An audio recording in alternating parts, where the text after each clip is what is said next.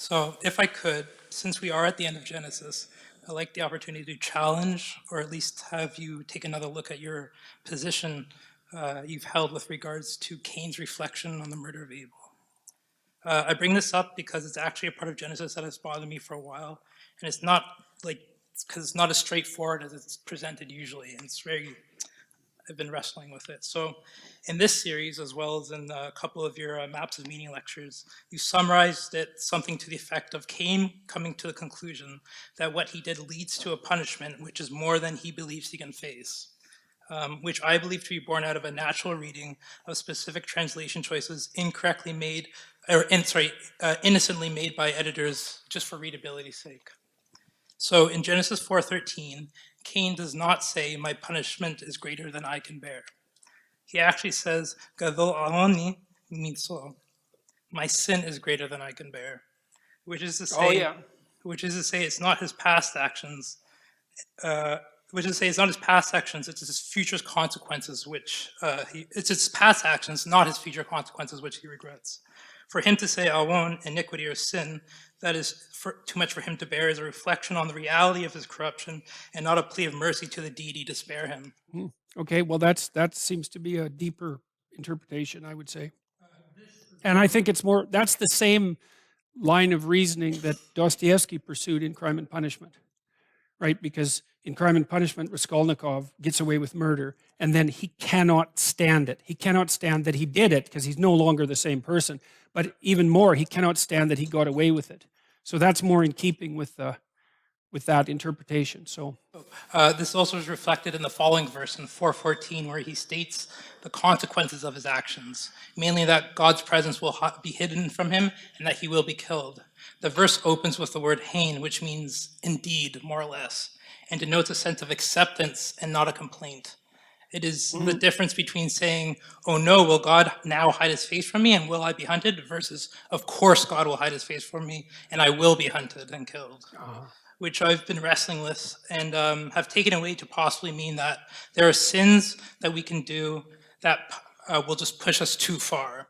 well, okay, there are, well, okay. So one of the things that you see in post-traumatic stress disorder situations, for example, is that people view themselves doing something so terrible they don't know how to put it right. So you could say under those circumstances the face of God is hidden from them because they cannot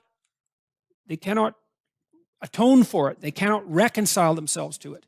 It's there all the time, and they can't see anything good beyond it. It's hell, essentially. And so, I mean, sometimes when you're working with people with post-traumatic stress disorder, you kind of initiate them into a philosophy of good and evil so that they can see when Joseph talks to his brothers and they've got all this guilt, right? And he doesn't want them to have more guilt than necessary to fix themselves because it just burdens them otherwise. He says, look, don't forget, yeah, it was you, but it's also God's doing.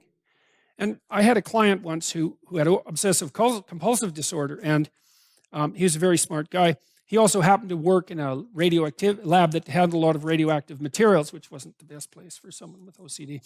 And he was worried that he would make some mistake, and this is very common with OCD, that would result in someone's suffering, which you'll do that. And it wasn't until I could get him to conceptualize himself and his life in part as a force of nature that he was able to reconcile himself to the possibility that an error on his part would produce catastrophic consequences.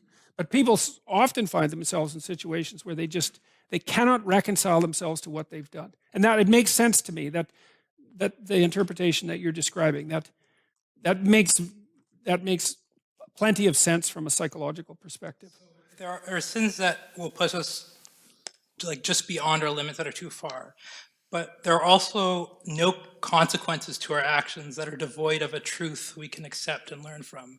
And this is what I've kind of delved out of this bit with Cain and Abel. So if this is the case, why then does it take us so long and with so much self-denial before we accept personal responsibility when faced with tragedy, especially when it's self-inflicted? Well, I don't think you want to underestimate the contribution of just sheer difficulty. Like, you know, let's say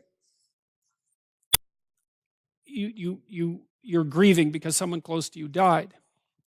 It's like, well, it isn't just that you've lost them, although that's a big part of it. It's that you have to rebuild yourself. And it's really hard to do that. So, and it is sort of proportional to the significance of your error. So if you commit an error and then you recognize that it's an error, if it's a sort of surface error, it's like, well, you can just touch up the paint. But sometimes the whole understructure is just rotten. And then you don't know what to do. And then, so that's one problem. It's just sheer bloody difficulty. And I see this with people very often. It's like they're at a point in their divorce, let's say, and they don't know what to do. They cannot solve the problem. It's too complicated. They just don't have the resources. And maybe they've squandered some of their resources as well, but sometimes they just don't have the resources. And then if you add to that error and sin and malevolence and blindness and all those other things, there's a guy named Thomas Saz who wrote this really interesting article in the 1960s, a book actually called The Myth of Mental Illness. And it was classic reading for clinical psychologists when I was training. And the reason for that is that Saz pointed out, and this is true, is that lots of times if you're a psychotherapist, people don't come to you because they have mental illnesses. They come to you because they have insoluble problems in their life. You know, like maybe they've had a 2-year affair at work. Their wife is alcoholic, and they have and their father has Alzheimer's disease. It's like they just don't know what to do. It's too much. Now, you know, they shouldn't have had the affair, so there's a moral issue.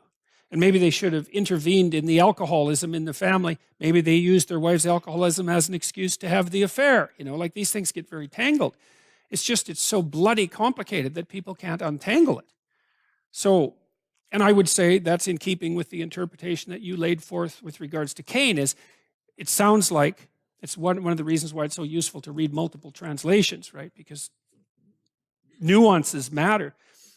It sounds to me from that description that he actually woke up at least briefly and noticed what he did and said, there's no coming back from this. And it is, you can easily get places that you do not know how to come back from. Now, you know, they say, well, all things are possible with God, and there's always the possibility of redemption, no matter how serious the sin. But I'll tell you, sometimes people have no idea how to get back from where they went. Well, and you can understand often why people wouldn't do that, right? Yeah, well, that's a funny thing, because one of the things Carl Rogers said, too, about psychotherapy is that you can't do psychotherapy with someone who hasn't recognized that they have a problem. So it's a massive thing to recognize that you have a problem, and it does open the door, perhaps, to recovery. But it also means that you've recognized that you have a problem, and that can be very, very, it's the desert, right? You're out of the tyranny, but you're in the desert, and the sun's beating down on you, and there's no necessary reason to presume that you're going to survive. So. Thank you. Have a good night and stay warm. Thank you all.